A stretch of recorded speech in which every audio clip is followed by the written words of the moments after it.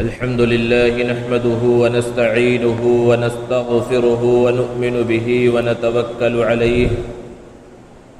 ونعوذ بالله من شرور أنفسنا ومن سيئات أعمالنا من يهد الله فلا مضل له ومن يضلل فلا هادي له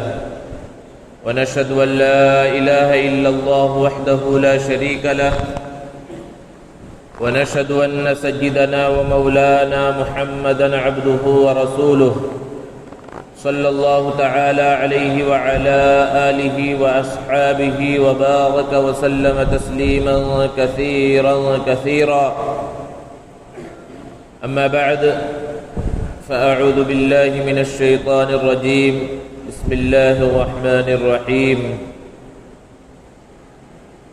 لو أنزلنا هذا القرآن على جبل لرأيته خاشعا متصدعا من خشية الله وتلك الأمثال نضربها للناس لعلهم يتفكرون وقال الله تعالى إنا نحن نزلنا الذكر وإنا له لحافظون صدق الله العظيم معزز سامعین کرام، بزرگوں اور دوستوں، اللہ تعالیٰ نے ہمارے اور آپ کے پیارے آقا محمد عربی صلی اللہ علیہ وسلم کو جو سب سے عظیم اور سب سے بڑا معجزہ عطا فرمایا وہ قرآن مجید ہے۔ پہلے کے انبیاء کو اللہ تبارک و تعالی الگ الگ قسم کے معجزات عطا فرمایا کرتے تھے، اور وہ معجزات ان کی نبوت پر دلیل کے طور پر لوگوں کے سامنے آتے تھے، لیکن ہمارے اور آپ کے پیارے آقا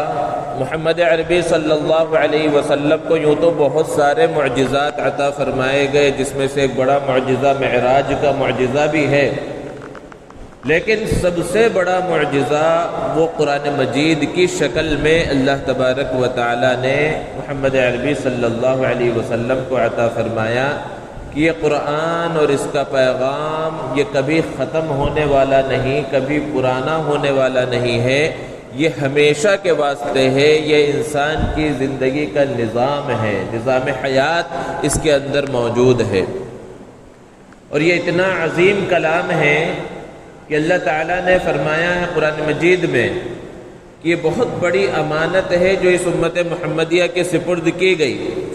اور اللہ تعالیٰ نے اس امت کو سپرد کرنے سے پہلے اس امانت کو آسمانوں کے اوپر پیش کیا، زمینوں کے اوپر، پہاڑوں کے اوپر، فرمایا کہ اِنَّا عَرَضْنَا الْأَمَانَةَ عَلَى السَّمَاوَاتِ وَالْأَرْضِ وَالْجِبَالِ، تو ان کے سامنے پیش کیا کہ اس کو لے لو، اس کو قبول کرو، فَأَبَيْنَ أَن يَحْمِلْنَهَا، تو کسی نے بھی اس امانت کو اٹھانے اور اس کی ذمہ داری کو قبول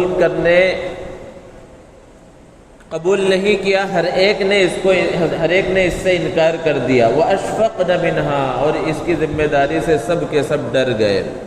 لیکن کس نے اس ذمہ داری کو اٹھایا؟ وَحَمَلَهَا الْإِنسَانُ، انسان نے اس ذمہ داری کو اٹھا لیا۔ دوسری جگہ سورہ حشر میں اللہ تعالیٰ نے بیان فرمایا کہ لو انزلنا هذا القرآن على جبل، کہ اگر اس قرآن مجید کو ہم پہاڑ کے اوپر نازل کرتے،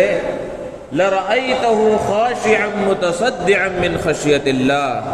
تو آپ اس پہاڑ کو دیکھتے کہ وہ اللہ کے ڈر اور خوف سے پھٹ پڑا ہے۔ یہ قرآن مجید کا اعجاز ہے، اتنا عظیم کلام ہے، اور یہ عظیم کلام آپ صلی اللہ علیہ وسلم کے قلب مبارک پر اتارا گیا، اور آپ صلی اللہ علیہ وسلم کے واسطے سے پوری امت کو یہ کلام عطا کیا گیا۔ دوستو، قرآن مجید اللہ کا کلام ہے، اور جو کلام ہوتا ہے وہ صفت ہوتی ہے، تو گویا کہ قرآن مجید یہ اللہ تعالیٰ کی صفات میں سے ہے۔ ایک ہے اللہ کی ذات اور ایک ہے اللہ کی صفات۔ تو جس طرح اللہ کی ذات بڑی عظیم ہے، دنیا کی کوئی آنکھ اسے دنیا کے اندر دیکھ نہیں سکتی، حضرت موسیٰ علیہ السلام کا کتنا خاص تعلق تھا اللہ تبارک و تعالیٰ سے کہ اللہ سے ہم کلام ہوتے تھے، بات چیت کیا کرتے تھے. تو بات چیت تو ہوتی تھی بات چیت سے آگے کا مرحلہ ہے رؤیت، دیدار۔ تو حضرت موسیٰ علیہ السلام نے اللہ تعالیٰ سے خواہش کی کہ پروردگار عالم میں آپ کو دیکھنا چاہتا ہوں، تو اللہ تعالیٰ کی طرف سے حکم آیا لن ترانی، آپ ہرگز مجھے نہیں دیکھ سکتے۔ اور پھر اس کی وجہ بتائی کہ میں اپنی تجلی کو، اپنی ذات کی تجلی کو اس پہاڑ کے اوپر نازل کر رہا ہوں، اس پہاڑ کو دیکھو، اگر میری ذات کی تجلی کو یہ پہاڑ برداشت کر لے تو پھر اس کے بعد تم میرا دیدار کر سکتے ہو۔ تو وَلَكِنِ انظُرْ إِلَى الْجَبَلِ، اس پہاڑ کو دیکھو، فَإِنِ اسْتَقَرَّ مَكَانَهُ فَسَوْفَ تَرَانِي، کہ اگر یہ اپنی جگہ پر باقی رہا تو تم مجھے دیکھ سکتے ہو۔ لیکن جب انہوں نے پہاڑ کو دیکھا اور اللہ کی تجلی اس پہاڑ پر پڑی تو پھر وہ باقی نہ رہ سکا، وہ ریزہ ریزہ ہو گیا۔ یہ اللہ رب العزت کی ذات ہے۔ تو جیسے اللہ کی ذات اتنی عظیم ہے کہ دنیا کی کوئی آنکھ اسے دیکھ نہیں سکتی، اللہ کی صفات بھی اتنی ہی عظیم ہیں۔ لیکن اللہ کی صفات میں سے جو اللہ کا کلام ہے، وہ اللہ کا کلام ہمارے اور آپ کے آقا محمد عربی صلی اللہ علیہ وسلم کے قلب مبارک پر اترا۔ اور پھر جب حراء کے غار میں وہ کلام اللہ کے رسول صلی اللہ علیہ وسلم کو دیا گیا تو شاعر کہتا ہے اتر کر حراء سے سوئے قوم آیا اور ایک نسخے کی میاں ساتھ لایا، وہ بجلی کا کڑکا تھا یا صوت ہادی، عرب کی زمین جس نے ساری ہلا دی۔ اور یہی ہوا کہ جب وہ کلام اللہ کے رسول صلی اللہ علیہ وسلم کو ملا اور وہ عظیم ذمہ داری اللہ کے رسول صلی اللہ علیہ وسلم کو دی گئی تو پھر آپ صلی اللہ علیہ وسلم نے دنیا کے سامنے اس کلام کو پیش کیا، دنیا کے سامنے اس کلام کو اللہ کے رسول صلی اللہ علیہ وسلم نے رکھا۔ تو لوگ آہستہ آہستہ مسلمان ہونے لگے، لیکن بہت سے ایسے لوگ تھے جو آپ کے دشمن بن گئے۔ انہی دشمنوں میں سے ایک بڑا دشمن عتبہ ہے، جو قریش ہیں، کفار مکہ ہیں۔ وہ مشورے کر رہے ہیں، میٹنگیں کر رہے ہیں کہ کس طرح قرآن کے راستے کو روکا جائے، کس طرح اللہ کے رسول صلی اللہ علیہ وسلم کے پیغام کو پھیلنے سے روکا جائے۔ تو عتبہ جو زبان دانی میں بڑا ماہر سمجھا جاتا تھا، اس نے کہا کہ میں خود جا کر محمد سے ملاقات کرتا ہوں اور ان کو سمجھانے کی کوشش کرتا ہوں۔ اللہ کے رسول صلی اللہ علیہ وسلم کے پاس آیا، قریش کا سردار ہے، مکہ کے سرداروں میں شمار ہوتا ہے، زبان دانی کے اندر ماہر ہے۔ اللہ کے رسول صلی اللہ علیہ وسلم کے پاس جب پہنچا تو آپ سے سوال کیا ہے محمد آپ کیا چاہتے ہیں؟ اگر آپ اس علاقے کی بادشاہت چاہتے ہیں ہم آپ کو بادشاہ بنانے کے لیے تیار ہیں، اگر آپ جائیداد چاہتے ہیں ہم آپ کو بڑی جائیدادیں دینے کے لیے تیار ہیں، آپ اگر نکاح کرنا چاہتے ہیں اعلیٰ سے اعلیٰ خاندان میں ہم آپ کا نکاح کرانے کے واسطے تیار ہیں، آپ جو چاہتے ہیں ہم آپ کی اس خواہش کو پورا کرنے کے واسطے تیار ہیں۔ اللہ کے رسول صلی اللہ علیہ وسلم نے ہر چیز کا انکار کیا کہ مجھے ان سب چیزوں کی ضرورت نہیں ہے۔ تو پھر عتبہ نے کہا تو پھر ایسا محسوس ہوتا ہے کہ آپ کے اوپر جنات و شیاطین کا اثر ہو گیا ہے، ہم آپ کا علاج کرانے کے واسطے بھی تیار ہیں۔ اللہ کے رسول صلی اللہ علیہ وسلم نے حلم اور بردباری کے ساتھ اس کی بات کو سنا، خاموش رہے، اور جب وہ خاموش ہوا تو آپ صلی اللہ علیہ وسلم نے سورہ حامیم سجدہ کی شروع کی آیات تلاوت فرمائی اور پڑھا اس کے سامنے حامیم تنزیل من الرحمن الرحیم، یہ قرآن مجید اس پروردگار عالم کی جانب سے نازل کیا گیا ہے جو بڑا مہربان ہے، نہایت رحم والا ہے۔ کتاب فصلت آیاتہ قرآنا عربیا، کچھ آیتیں اس کے سامنے تلاوت کی تو وہ ہکا بکا رہ گیا، اس کی زبان سے کوئی الفاظ نہ نکل سکے اور خاموشی کے ساتھ واپس چلا گیا۔ اور ادھر قریش مکہ، کفار مکہ بیٹھے ہوئے ہیں کہ عتبہ کیا کام کر کے آتا ہے، کس طرح حضور کو منا کے آتا ہے، اس انتظار میں بیٹھے ہوئے ہیں۔ جب یہ اپنا منہ لٹکائے ہوئے وہاں مجلس میں پہنچ رہا ہے تو پہلے سے ہی لوگوں نے کہنا شروع کر دیا کہ یہ جس چہرے کے ساتھ گیا تھا، یعنی جس ہمت اور جرأت کے ساتھ، اس چہرے کے ساتھ اب واپس نہیں آ رہا ہے۔ لوگوں نے پوچھا کیا ہوا؟ تو عتبہ نے جواب دیا واللہ ان لہ لحلاوۃ، کہ اللہ کی قسم میں نے جو آج کلام سنا ہے ایسے مٹھاس ہے اس کے اندر کہ ایسا کلام میں نے کبھی نہیں سنا، اور پھر وہ کہنے پر مجبور ہو گیا کہ یہ کسی انسان کا کلام نظر نہیں آتا۔ تو کمال یہی ہے کہ جس کا دشمن بھی اعتراف کرنے پر مجبور ہو جائے۔ دوستو جب یہ قرآن نازل ہو رہا تھا اور لوگ آپ کے دشمن بن رہے تھے اور قرآن کا راستہ روکنے کی کوشش کر رہے تھے، تو اس وقت قرآن نے خود ایک چیلنج کیا۔ قرآن کہتا ہے قُلْ لَئِنِ اجْتَمَعْتِ الْإِنسُ وَالْجِنُّ عَلَىٰ أَن يَأْتُوا بِمِثْلِ هَذَا الْقُرْآنِ، کہ یہ لوگ جو آپ کے دشمن بن گئے ہیں، اے نبی صلی اللہ علیہ وسلم ان سے کہہ دیجئے، عام اعلان کر دیجئے کہ اگر تم اسلام کا راستہ روکنا چاہتے ہو، تم قرآن کا راستہ روکنا چاہتے ہو، تو اس کے لیے تمہیں صحابہ کرام کو تکلیفیں پہنچانے کی ضرورت نہیں، عورتوں کو بیوہ کرنے کی ضرورت نہیں ہے، لڑائی جھگڑے کی ضرورت نہیں ہے، بلکہ راستہ تو بہت آسان ہے۔ تم فصاحت اور بلاغت کے ماہر ہو، تم زبان دانی کے ماہر ہو، تم اپنے آپ کو بہت بڑا سمجھتے ہو، محمد ایک کلام پیش کر رہے ہیں، تم کلام پیش کرنے کے اندر ماہر ہو، اچھی زبان تمہاری ہے، تو محمد جیسا کلام پیش کر رہے ہیں، تم بھی ویسا ہی کلام پیش کر دو، خود بخود محمد کا راستہ رک جائے گا۔ اور پھر اس کے اندر کوئی قید نہیں ہے کہ کوئی ایک آدمی کلام پیش کرے یا صرف قریش کے لوگ ہوں، بلکہ اس کے اندر تو عرب ہونے کی بھی قید نہیں ہے، عجم کو بھی جمع کر لو، اور صرف انسان ہونے کی قید نہیں ہے، جناتوں کو بھی جمع کر لو۔ لَئِنِ اجْتَمَعْتِ الْإِنسُ وَالْجِنُّ عَلَىٰ أَن يَأْتُوا بِمِثْلِ هَذَا الْقُرْآنِ، اور اس جیسا کلام پیش کر دو۔ ذرا بتائیے، جب وہ چیلنج ان کے سامنے کیا گیا تو ان کے دل پر کیا بیتی ہوگی؟ کیا انہوں نے کوشش نہیں کی ہوگی؟ بہت کوشش کی ہوگی، لیکن لا یأتون بمثلہ، اللہ تعالیٰ نے پہلے ہی بیان فرما دیا کہ اس جیسا کلام وہ ہرگز پیش نہیں کر سکتے، چاہے پوری انسانیت کو وہ جمع کر لے، پوری کائنات کو اس کے واسطے جمع کر لے۔ یہ تو بہت بڑا چیلنج تھا، چیلنج کو کم کر دیا گیا، چھوٹا کر دیا گیا، اور اللہ تبارک و تعالیٰ نے بیان فرمایا ام یقولون افتراہ، کیا یہ لوگ یہ کہہ رہے ہیں کہ محمد صلی اللہ علیہ وسلم نے خود سے اسے گھڑ لیا ہے؟ تو اگر محمد نے خود سے پیش کر دیا، تمہارا یہ کہنا ہے، اور اللہ کی جانب سے نازل نہیں ہوا، تو قل فأتوا بعشر سور، اس جیسی 10 صورتیں ہی پیش کر دو۔ قرآن تو بہت بڑا 114 صورتیں ہیں اور اتنا عظیم کلام ہے، اتنا نہیں پیش کر سکتے، تو اس جیسی 10 صورتیں پیش کر دو۔ پھر چیلنج کو اور کم کر دیا گیا، اور سورہ بقرہ میں اللہ نے بیان فرمایا ذالک الکتاب لا ریب فیہ، یہ قرآن ایسی کتاب ہے جس کے اندر کوئی شک و شبہ نہیں، لیکن اگر تمہیں ذرہ برابر شک ہے وَإِن كُنتُمْ فِي رَيْبٍ مِّمَّا نَزَّلْنَا عَلَىٰ عَبْدِنَا، کہ اگر اس کلام میں، اس قرآن میں تمہیں ذرہ برابر شک ہے جو ہم نے اپنے بندے محمد صلی اللہ علیہ وسلم پر نازل کیا ہے، فَأْتُوا بِسُورَةٍ، تو اس جیسی صرف ایک صورت بنا کر پیش کر دو۔ تاریخ گواہ ہے کہ وہ ایک صورت بھی نہ پیش کر سکے۔ آگے چیلنج کو اور کم کر دیا گیا فَلْيَأْتُوا بِحَدِيثٍ مِّثْلِهِ، ایک صورت بھی چھوڑ دو، اس جیسی ایک بات ہی پیش کر دو، وہ بھی نہ کر سکے۔ اس سے کیا پتہ چلتا ہے کہ یہ کلام اللہ کی جانب سے نازل کیا گیا کلام ہے، اللہ نے اسے نازل کیا ہے، اور یہ قرآن مجید ہر اعتبار سے بے مثال ہے، جامعیت کے اندر بے مثال ہے کہ یہ قرآن مجید ایسی کتاب ہے جس میں ہر چیز کو اللہ تبارک و تعالیٰ نے بیان فرمایا۔ یہ کتاب، یہ قرآن اثر آفرینی میں بے مثال ہے، اثر پیدا کرنے میں بے مثال ہے، کہ حضرت عمر رضی اللہ تعالی عنہ کہاں غصے میں اللہ کے رسول صلی اللہ علیہ وسلم کا کام تمام کرنے کے واسطے جا رہے ہیں،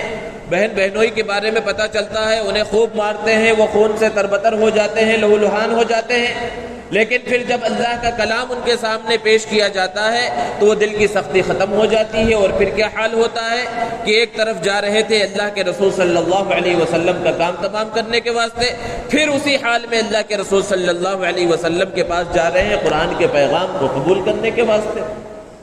اس انداز میں قرآن مجید اثر ڈالنے والی ہے۔ حضرت طفیل دوسی رضی اللہ تعالی عنہ قبیلہ دوس کے بڑے سردار تھے، جب وہ مکہ کے اندر آئے تو لوگوں نے ان کے کان پہلے ہی بھر دیے کہ دیکھو مکے کے اندر ایک آدمی ہے محمد نامی، وہ جادوئی کلام پیش کرتا ہے، اپنے کان میں روئی ڈال کر رہو، اپنے کان کو بند کر کے رہو، کہیں تمہارے کانوں کے اندر اس کا کلام پڑ جائے گا تو تم بھی جو ہے بے دین ہو جاؤ گے۔ تو وہ بچتے رہتے تھے کہ میرے کان کے اندر قرآن مجید کی کوئی آیت نہ پڑے۔ پھر وہ ایک راستے سے گزر رہے تھے، اللہ کے رسول صلی اللہ علیہ وسلم وہاں پر قرآن مجید کی تلاوت کر رہے تھے، تو خود انہوں نے اپنے آپ کو مخاطب کیا کہ طفیل، تو اپنے آپ کو سردار کہتے ہو اور یہ عام لوگوں کی باتوں کے اندر پڑ گئے. تم کلام اور کلام کی خوبصورتی اور کلام کی باریکی کو جاننے والے ہو, تم خود کلام کو سنو, اگر اچھا لگا تو ٹھیک ہے, نہیں تو اس کو رد کر دینا. اور پھر اللہ کے رسول صلی اللہ علیہ وسلم کے کلام کو سنا, قرآن مجید کو سنا, اور اسی وقت وہ مسلمان ہو گئے. اس طرح کے بے شمار واقعات آپ کو مل جائیں گے.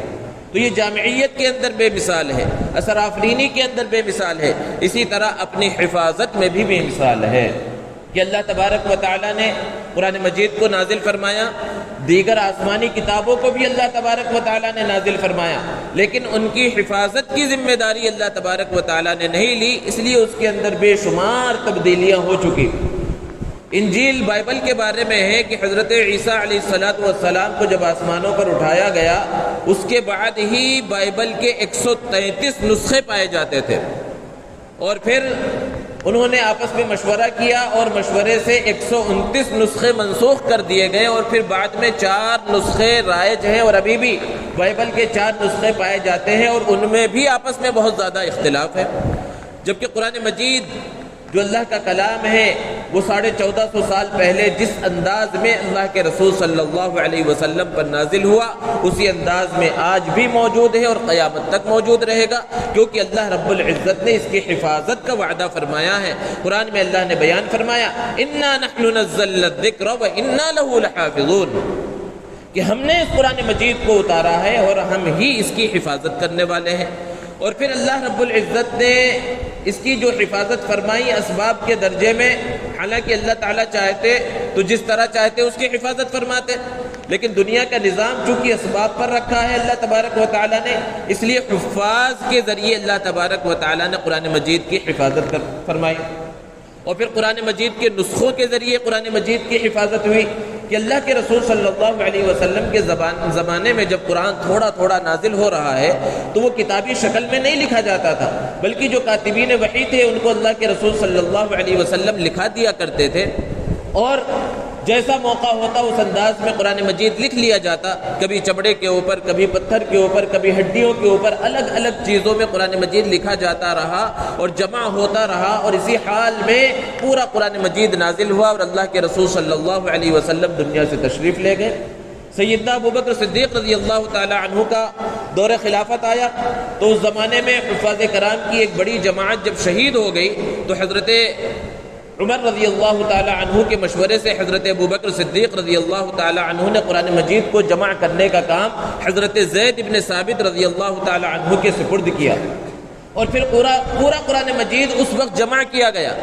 لیکن اس کو پھر نسخوں کے اندر اور کتابی شکل میں لکھا نہیں گیا, بلکہ صرف جمع کر لیا گیا اور دارالخلافہ کے اندر رکھ دیا گیا. پھر سیدنا عمر فاروق رضی اللہ تعالی عنہ کا دور خلافت آیا, اس کے اندر قرآن مجید کی جمع کرنے کے سلسلے میں کچھ کام نہ ہوا. پھر آگے حضرت عثمان غنی رضی اللہ تعالی عنہ کا جب دور خلافت آیا تو انہوں نے اثر نو قرآن مجید کو جمع کرنے کا کام شروع کیا, اور حضرت زید بن ثابت جو سب سے بڑے کاتب وحی شمار کیے جاتے ہیں اور جن کو پہلی مرتبہ حضرت ابوبکر صدیق رضی اللہ تعالی عنہ نے ذمہ داری دی تھی, دوبارہ انہیں ہی قرآن مجید کو جمع کرنے کی ذمہ داری دی گئی, اور اعلان کیا گیا کہ جس کے پاس بھی قرآن مجید موجود ہے, یعنی الگ الگ انداز میں لکھا ہوا موجود ہے, حالانکہ قرآن مجید صحابہ کو یاد تھا, صحابہ حافظ تھے, لیکن لکھا ہوا جو موجود تھا اس کو انہوں نے جمع کیا, اور اس وقت شرط لگائی گئی کہ 2 گواہوں کے ساتھ اس قرآن مجید کے حصے کو حضرت زید بن ثابت رضی اللہ تعالی عنہ کے پاس جمع کیا جائے. بخاری شریف میں اور ترمذی کے اندر تفصیل کے ساتھ اس کو بیان کیا گیا ہے, پورے جمع قرآن کے واقعے کو احادیث کے اندر موجود ہے. تو حضرت زید بن ثابت رضی اللہ تعالی عنہ نے پورا قرآن مجید جمع کیا, اور پورا قرآن مجید جمع ہوا, اور پھر اس وقت حضرت عثمان غنی رضی اللہ تعالی عنہ کے زمانے خلافت میں قرآن مجید کو کتابوں کی شکل میں لکھا گیا. اور اس زمانے میں حضرت عثمان رضی اللہ عنہ کے زمانے میں جو قرآن مجید لکھے گئے اور اس کے روایتوں میں 7 نسخے بنائے گئے تھے, وہ نسخے آج بھی بعض جگہوں کے اوپر موجود ہیں. قرآن مجید اس انداز میں جمع ہوا کہ اللہ کے رسول صلی اللہ علیہ وسلم تو سب سے پہلے حافظ ہے، پھر صحابہ کرام نے حفظ کیا، پھر اس کے بعد یہ سلسلہ چلتا رہا اور آج تک یہ سلسلہ چل رہا ہے۔ قرآن میں اللہ نے بیان فرمایا ہے وَلَقَدْ يَسَّرْنَا الْقُرْآنَ لِلذِّكْرِ فَهَلْ مِن مُدَّكِرٍ، کہ قرآن کو ہم نے یاد کرنے کے لیے آسان کر دیا ہے، تو کیا ہے کوئی یاد کرنے والا، اس کو جمع کرنے والا، اس سے نصیحت حاصل کرنے والا؟ تو دیکھیں قرآن مجید اتنی بڑی کتاب ہے لیکن اس کا یاد کرنا بہت آسان ہے۔ اس اعتبار سے آسان ہے کہ آپ دیکھیں کہ چھوٹے چھوٹے بچے 6 سال 7 سال 8 سال 10 سال کی عمر کے بچے قرآن مجید کو یاد کر لیتے ہیں، حالانکہ اگر اس سے بھی چھوٹی کتاب کوئی ہو تو اس کا یاد کرنا بہت زیادہ مشکل ہے، چاہے وہ کوئی دینی کتاب ہی ہو، اگر اس کو حفظ کرنے کے لیے کہا جائے تو حفظ تو کر لیا جاتا ہے، یاد کر لیا جاتا ہے، لیکن اس کو جس طرح قرآن مجید کو محفوظ رکھا جاتا ہے اس طرح کسی اور کتاب کو محفوظ رکھنا آسان نہیں ہے۔ یہ قرآن مجید کا اعجاز ہے اور اللہ کے رسول صلی اللہ علیہ وسلم نے اسی لیے پھر حفظ کرنے والوں کی فضیلت الگ الگ احادیث میں بیان بھی فرمائی ہے۔ تو قرآن مجید اپنی جامعیت میں بے مثال ہے کہ اس انداز میں حفاظ کرام کے ذریعے اللہ تبارک و تعالیٰ نے قرآن مجید کی حفاظت فرمائی کہ لاکھوں کروڑوں حفاظ کرام اپنے سینے کے اندر قرآن مجید کو محفوظ رکھتے ہیں۔ اب اگر قرآن مجید کے نسخے ختم بھی ہو جائے تب بھی قرآن مجید ختم نہیں ہو سکتا۔ بہت سی مرتبہ آپ دیکھتے ہوں گے کہیں پر قرآن مجید کو ختم کرنے کی یعنی جلانے کی کوشش کی گئی، تو جتنا بھی قرآن مجید کے خلاف یہ کام کیا جائے اس سے قرآن مجید کی اثر آفرینی میں اور قرآن مجید کے معجزہ ہونے پر کوئی فرق پڑنے والا نہیں ہے۔ انگریزوں کے زمانے میں کتابوں کے اندر یہ بات لکھی ہوئی ہے کہ قرآن مجید کو ختم کرنے کے واسطے پادریوں نے یہ کرنا شروع کیا کہ قرآن مجید بھولے بھالے مسلمانوں سے انہوں نے خریدنا شروع کیا، دکانوں سے خریدنا شروع کیا، اور ان کا مقصد یہ تھا کہ جتنے نسخے لوگوں کے پاس پائے جاتے ہیں جو صحیح نسخے ہیں یہ سب کے سب ہم جمع کر لیں گے اور اس کو ختم کر دیں گے، اور پھر مارکیٹ میں نیا قرآن مجید لے کر آئیں گے جس میں کچھ الفاظ کی رد و بدل کر دیں گے، کچھ تبدیلی کر دیں گے، اور پھر غلط قرآن مجید لوگوں کے درمیان پھیل جائے گا۔ اور یہ کام وہ کر رہے تھے اور اس پر بہت پیسہ بھی خرچ کر رہے تھے، اور بھولے بھالے مسلمان اس طرح قرآن مجید جب کوئی خرید رہا تھا تو اس کو بیچ بھی رہے تھے۔ تو ایک صاحب نے ان سے کہا، ایک پادری کو بلا کر کہ یہ اتنی محنت جو آپ کر رہے ہیں اور اتنا پیسہ اس پر جو خرچ کر رہے ہیں اس سے آپ کو کوئی فائدہ ہونے والا نہیں ہے؟ تو اس نے کہا کیوں فائدہ ہونے والا نہیں ہے؟ تو انہوں نے کہا کہ تم چاہے جتنی اس کے اندر تبدیلی کر لو، جو قرآن مجید کے حافظ ہیں وہ جیسے ہی اس قرآن کو دیکھیں گے وہ بتلا دیں گے کہ اس کے اندر کیا غلطی ہے اور اس کے اندر کیا تحریف کی گئی ہے، اور پھر اس کو ثابت کرنے کے لیے انہوں نے 10 سال کے ایک بچے کو بلایا جو قرآن مجید کا حافظ تھا، اور اس سے کہا قرآن مجید پڑھو، یہاں سے پڑھو وہاں سے پڑھو، اس نے پڑھنا شروع کیا۔ پھر 9 سال کے بچے کو 8 سال کے بچے کو بلایا گیا اور قرآن مجید پڑھنے کے لیے کہا گیا تو اس نے قرآن مجید پڑھنا شروع کر دیا۔ تو پھر وہ سمجھ گئے کہ اس انداز میں ہم قرآن مجید کا راستہ نہیں روک سکتے، تو قرآن مجید کی اللہ تبارک و تعالیٰ نے حفاظت فرمائی حفاظ کرام کے ذریعے۔ اور دوسرا جو ذریعہ اور سبب ہے یہ قرآن مجید کے نسخے ہیں جو مسجدوں کے اندر اور گھروں کے اندر اور دکانوں کے اندر موجود رہتے ہیں، لیکن احادیث کے اندر ہے کہ ان نسخوں کے ذریعے کتابوں کے ذریعے قرآن مجید کی جو حفاظت ہوگی یہ ہمیشہ کے واسطے نہیں ہے، قیامت سے پہلے تک کے واسطے ہے، کیونکہ قرب قیامت اللہ کے رسول صلی اللہ علیہ وسلم نے ایک حدیث میں بیان فرمایا ہے کہ قرآن کو اٹھا لیا جائے گا۔ تو قرآن کو اٹھا لیے جانے کا مطلب محدثین نے یہ بیان فرمایا ہے کہ اس کا یہ مطلب نہیں ہے کہ یہ جو قرآن مجید رکھے ہوئے ہیں مسجدوں میں گھروں میں یہ آسمان کی طرف چلے جائیں گے، بلکہ یہ کاغذ موجود رہیں گے، یہ کتاب موجود رہیں گے، یہ نسخے موجود رہیں گے، لیکن اس کے اندر جو لکھاوٹ ہے وہ لکھاوٹ ختم ہو جائے گی۔ لیکن حفاظ کرام کے ذریعے قرآن مجید کی حفاظت ہمیشہ کے واسطے ہوگی۔ تو جیسا کہ عرض کیا گیا کہ قرآن ہر اعتبار سے بے مثال ہے، یہ جامعیت میں بے مثال ہے، لوگوں کے دلوں پر اثر ڈالنے میں بے مثال ہے، اپنی حفاظت کے اندر بھی بے مثال ہے، اور اس کے ذریعے معاشرے پر کیا اثر پڑتا ہے اس کے اندر بھی بے مثال ہے۔ لیکن معاشرے پر اثر کب پڑے گا؟ جب ہم اس قرآن مجید کے پیغام کو قبول بھی کریں۔ قرآن مجید کے اندر کیا پیغام اللہ تبارک و تعالیٰ نے دیا ہے، قرآن مجید ہم سے کہنا کیا چاہتا ہے۔ قرآن مجید کے بارے میں ہم کہتے تو ہیں کہ اس کے اندر پوری زندگی کا نظام موجود ہے، لیکن اس کو کبھی پڑھ کر سمجھنے کی کوشش نہیں کرتے۔ اس کے اندر اللہ رب العزت کیا فرما رہے ہیں، کون سے احکامات ہمیں دے رہے ہیں، کن چیزوں سے منع کر رہے ہیں، اس کو جاننے کی فکر اور کوشش نہیں کرتے۔ کبھی معتبر علماء کے درس کے اندر ہم نہیں بیٹھتے، کبھی تفسیر کو سمجھنے اور اس کو پڑھنے کی کوشش نہیں کرتے، تو پھر قرآن مجید کے اندر کیا لکھا ہوا ہے، اس سے اللہ رب العزت ہمیں بتانا کیا چاہتا ہے، اس کے بارے میں ہمیں کچھ بھی پتہ نہیں چل پاتا۔ اس لیے ضرورت اس بات کی ہے کہ ہم قرآن مجید کو پڑھیں، سمجھیں، تلاوت کریں اور اس کو اپنی زندگی کے اندر اتارنے کی فکر اور کوشش کریں۔ قرآن مجید کے جو حقوق ہیں، اگر ان حقوق کو ہم ادا کریں گے تب ہم صحیح انداز میں قرآن مجید پر عمل کرنے والے ہوں گے، اور پھر وہ قرآن مجید کی جو عظمت اور فضیلت، اور قرآن مجید کے پڑھنے والے کی جو عظمت اور فضیلت اللہ کے رسول صلی اللہ علیہ وسلم نے بیان فرمائی ہے، پھر اس فضیلت کے ہم مستحق ہوں گے۔ قرآن مجید کا سب سے پہلا حق کیا ہے کہ قرآن مجید کو پڑھا جائے، یعنی قرآن مجید ہمیں دیکھ کر کم سے کم پڑھنا آتا ہو، ہم قرآن مجید کی تلاوت کر سکتے ہوں۔ ہر مسلمان کی یہ ذمہ داری ہے کہ وہ قرآن مجید پڑھ سکتا ہو، لیکن آپ کو بے شمار مسلمان ایسے ملیں گے جن کی عمریں بہت زیادہ ہو گئی ہیں، لیکن قرآن مجید انہیں دیکھ کر پڑھنا نہیں آتا، وہی چند صورتیں یاد ہیں، بعض کو وہی بس ایک انا اعطینا اور قل هو اللہ کے اندر پوری زندگی گزرتی چلی جا رہی ہے، اور پھر فکر بھی نہیں ہے کہ ہم قرآن مجید کو پڑھنے کی فکر اور کوشش کریں۔ اب جب لوگوں کے سامنے یہ ذکر کیا جاتا ہے تو بھائی بہت عمر ہو گئی، بچپن میں جو ہے ہمارے والدین نے فکر نہیں کی، لیکن اب تو حالات جو ہے ایسے آ گئے کہ اب ہم قرآن مجید نہیں پڑھ سکتے، نہیں سیکھ سکتے، یہ سب بہانے بازیاں ہیں۔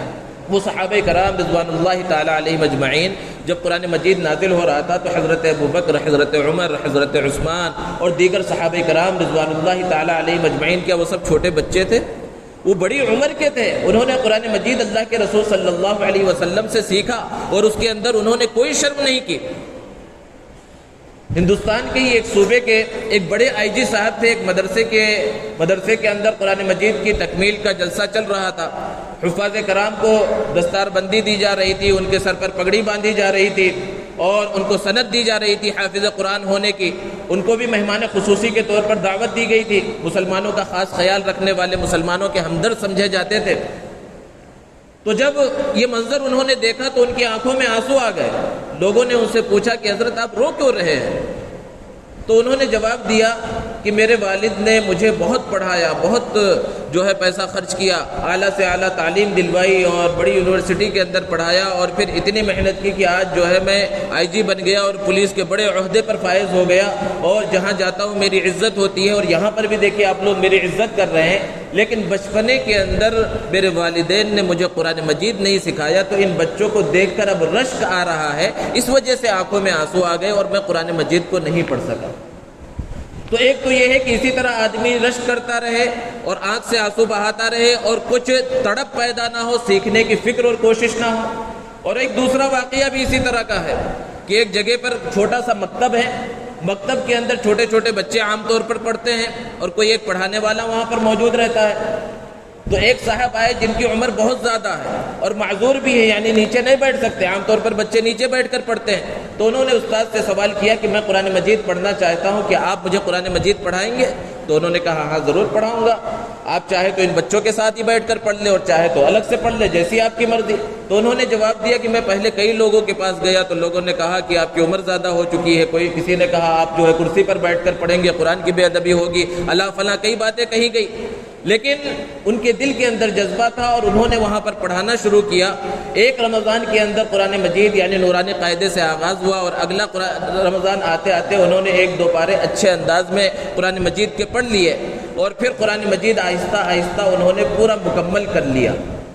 تو دونوں طرح کے لوگ ہیں کہ ان کی عمر بھی 80 سال سے زائد ہے، اور ایک آئی جی صاحب بھی تھے، ان کے دل کے اندر بھی خواہش تھی لیکن صرف تڑپ تھی، رشک تھا اور سوچتے رہتے تھے لیکن فکر نہیں کرتے تھے، تو وہ قرآن مجید کو پڑھ نہ سکے۔ دوسری طرف ایک صاحب تھے جن کے دل کے اندر جذبہ پیدا ہوا، انہوں نے سیکھنے کی فکر اور کوشش کی تو قرآن مجید کو انہوں نے پڑھا اور اس کو یاد کر لیا، پڑھنا انہیں آ گیا۔ تو قرآن مجید کا جو حق ہے کہ قرآن مجید کو پڑھنے کی فکر اور کوشش کی جائے، اور اگر قرآن مجید پڑھنا آتا ہے تو پھر اس کی تلاوت کی جائے، تلاوت کی پابندی کی جائے، اس پر بھی ثواب ملتا ہے۔ بغیر سمجھے پڑھا جائے اس پر بھی اللہ کے رسول صلی اللہ علیہ وسلم کی حدیث مبارکہ موجود ہے، اس پر بھی ثواب ملتا ہے، اس کے بھی فائدے ہیں۔ اور جب قرآن مجید کی ہم تلاوت کر رہے ہیں، قرآن مجید پڑھنا آ رہا ہے، تو اس کا بڑا حق یہ ہے کہ اب قرآن مجید کو سمجھنے کی فکر اور کوشش کی جائے۔ اور قرآن مجید اگر سمجھ رہے ہیں، اس کے احکامات ہم پڑھ رہے ہیں، تو پھر اگلا مرحلہ قرآن مجید کا بڑا حق یہ ہے کہ اب ان احکامات پر عمل کرنے کی فکر اور کوشش کی جائے۔